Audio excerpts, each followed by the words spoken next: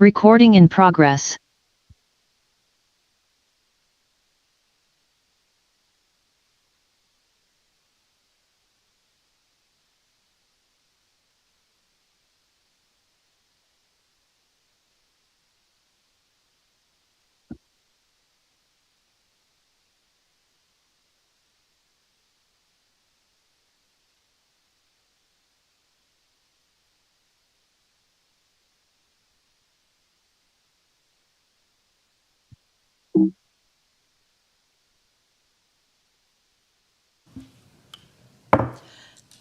Good morning. By my clock, it is 10 a.m., and I'd like to call this meeting of the Douglas County Planning Commission to order. We have a quorum. Commissioner Kirk Walder is on Zoom, and Commissioner Bryce Klutz is absent.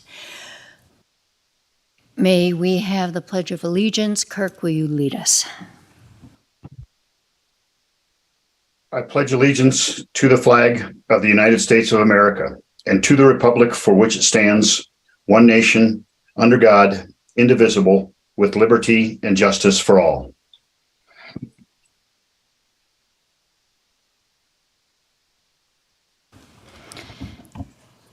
As you all know, we are in the middle of an emergency management incident for Douglas County due to impacts from adverse weather conditions. The Board of County Commissioners, County Manager Patrick Cates, and the Governor of the state of Nevada have declared a state of emergency.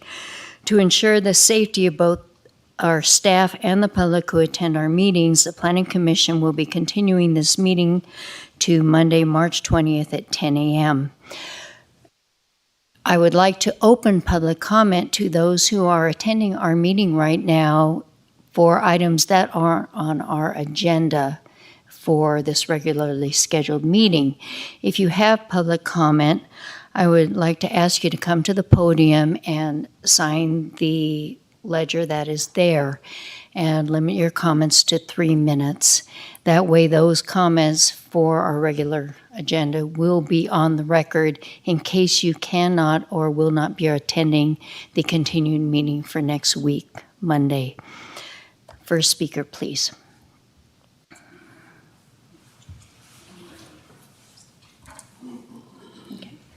Also, your item or your comments must be limited to items that are under the jurisdiction of the Planning Commission. Thank you. This is all new to us. Ellie Waller. I'm not going to comment on anything on the agenda. I'll reserve that till March 20th. I'm actually happy. I have time to add and revisit some of my comments before I come before you. I'd also, for the record, like to thank anybody that was involved in making this decision today. There's lots of flooding going on in areas people aren't familiar with. I'm personally not involved, but somebody in my neighborhood is up in North County where not a lot of people get up to. And I just wanted that on the record that public health and safety is first and foremost, and any inconvenience to anybody today is maybe a blessing that we're going home before any further rain comes today. Thank you. Thank you, Ellie. Next speaker.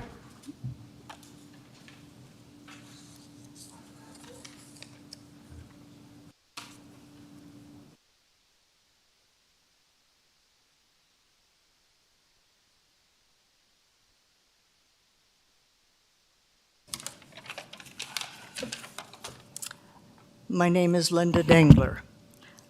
Today you review the red line 20.622 VHR codes. TRPA code 2.3.5, temporary activity, it, quote, does not exceed 14 consecutive days in duration and will not occur more than 4 times in a calendar year. All owners must abide by this code. The fact that Douglas County has put into the red line codes for your approval today, code number 20.622.030G6B, which, quote, Tier 3 VHR special use permits in existence at the enactment of this ordinance, with reservations made prior to the enactment of this ordinance, may continue to allow up to 50 guests between the hours of 8 a.m. to 9 p.m. for 1 year following the enactment of this ordinance, proves that Douglas County, who is responsible for the enforcement of TRPA codes, are putting into effect a code that purposely breaks this code. Any VHR owner who says that they must be allowed to do this is an owner who is refusing to follow the TRPA codes as required. Bookings by Tahoe Blue Lodge show that as of February, they had reached the limit of 4 per year. They have event bookings to the end of 2023 for almost every weekend. They have chosen to not abide by the TRP codes as required. There are many VHRs allowing people to hold more than 4 events per year. Douglas County created the 50-guest code in 2021, causing this to happen, and against enforcing the TRPA codes, which they're required to enforce, according to McMahon of the TRPA. You must remove 20.622.030G6B and stop allowing more than 4 events per year. You have already set this standard that you do not consider TRPA codes necessary to be followed. Therefore, Douglas County codes 20.622 should not have to be followed. If you're willing to break the TRPA codes, why should anybody abide by your codes? If you change this code to state that it may be 4 per year, it will never be enforced. Code enforcement will never enforce this code. They are too short-staffed, as indicated in a written statement by Tom Dallaire himself. If this is the change you make to this code, then you will be held responsible for the fact that this code will not be enforced. You must remove 20.622.030G6B. Thank you, Linda. Next speaker. Seeing no one rise, I will close public comment and restrict comment to the commissioners.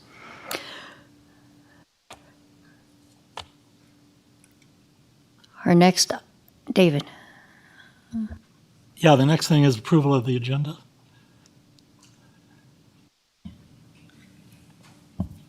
Correct. Madam Chair, Cynthia Gregory from the Douglas County District Attorney's Office. As you stated earlier, the county manager has closed the majority of the county offices, and due to flooding concerns, the suggestion is to move all of the items to Monday, March 20th at 10 o'clock. That is allowed under Douglas County Code 2024-050. If there's an item that's beyond the applicant's control or this commission's control, such as flooding, that is good cause to continue. And because if you set it to Monday, March 20th at 10, it is within 30 days, and therefore renoticing does not have to happen via the publication, posting, or personal notice. And so if this body is inclined, the suggestion is to continue all 4 items to March 20th at 10 o'clock in the historic courthouse, and then take closing public comment and adjourn. Yes. Madam Chair, I'd like to make a motion to continue all items on the agenda till Monday, March 20th at 10 a.m. Second. We have a motion and a second. Is there any discussion?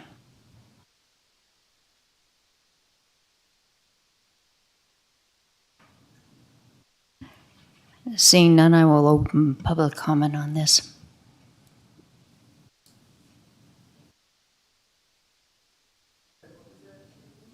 This is public comment on continuing our item and agenda till Monday.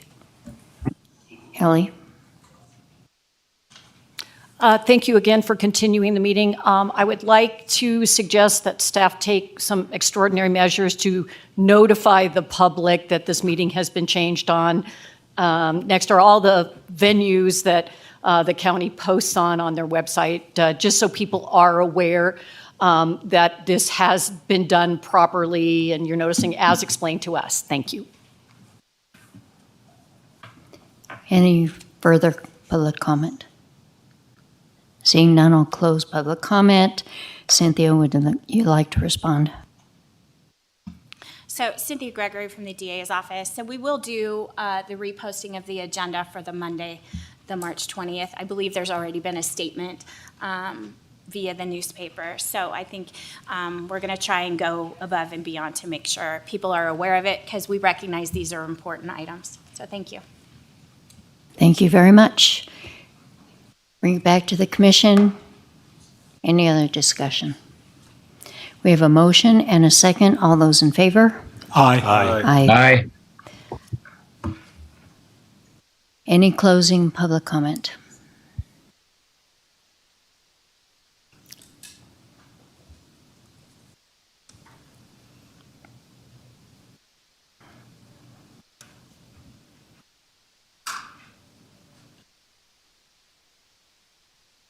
I'm Linda Dangler, and I just, I'm aware that Douglas County is required, based upon an agreement made, for which I will get that agreement from TRPA, that they are the ones to enforce the TRPA codes.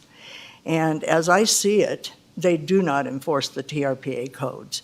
Therefore, the VHRs are allowed to foul Lake Tahoe and destroy the clarity and beauty of the lake we all have to have, which is very important to everyone in this community and which should be protected. And the fact that 50 people at every single VHR are allowed on every weekend or whenever they want to have a party is allowing the lake to be fouled. The place near me, Tahoe Blue Estates, is running a wedding venue site, and that's allowed. And code enforcement has agreed that that's allowed, that they can continue to do this behavior and can continue to damage the lake.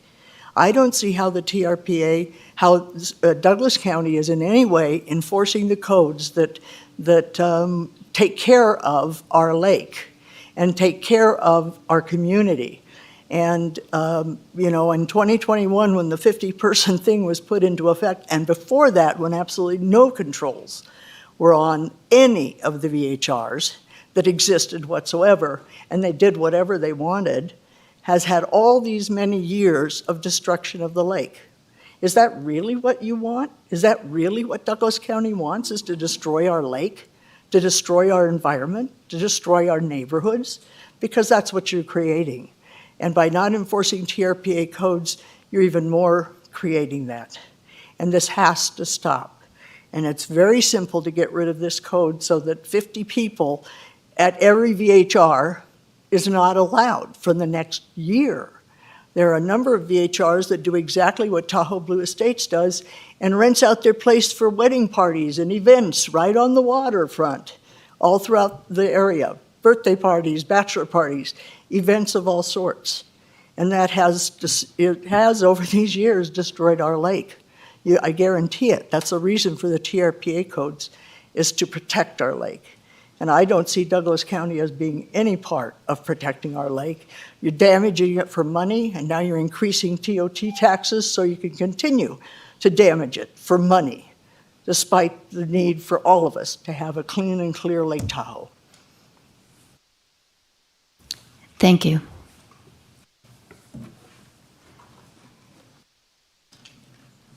Just one last thank you for everybody that is participating today, most knowing that we were going to have a reconsideration and postponement of the meeting.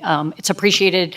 You all come out and participate as members of the public and volunteer your time like the public does. You're appreciated. Thank you. Thank you. Any other public comment? Seeing none, I will adjourn this meeting.